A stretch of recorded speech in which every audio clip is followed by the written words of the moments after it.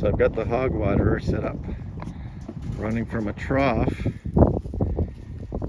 into the hog pen. You see that the young boar is enjoying the mud over there. He's going to wallow in it. Let's see if they learn to drink from the pig nipple.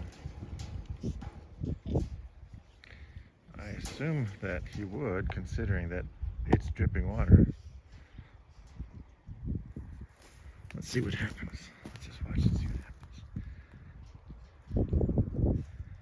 There she goes. The sow is drinking from it. Yep. If she just learns that to bite down on that little tongue on it, it will release the water.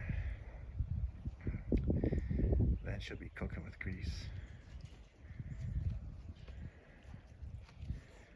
You see, he's just enjoying the dripping of the water on his snout there. That's the boar.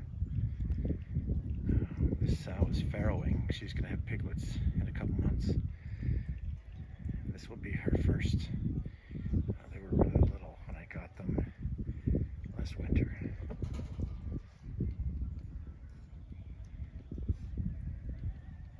So I don't see them drinking from the pig nipple yet. I'm just kind of enjoying the drip. But if they would learn to bite down on that, see there's a little tongue on the nipple.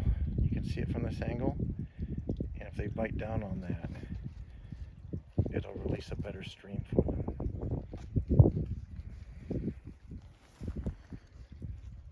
Coming from the trough. So it's controlled. It's just based on the amount of water that I have in the trough there. It's not running from the faucet.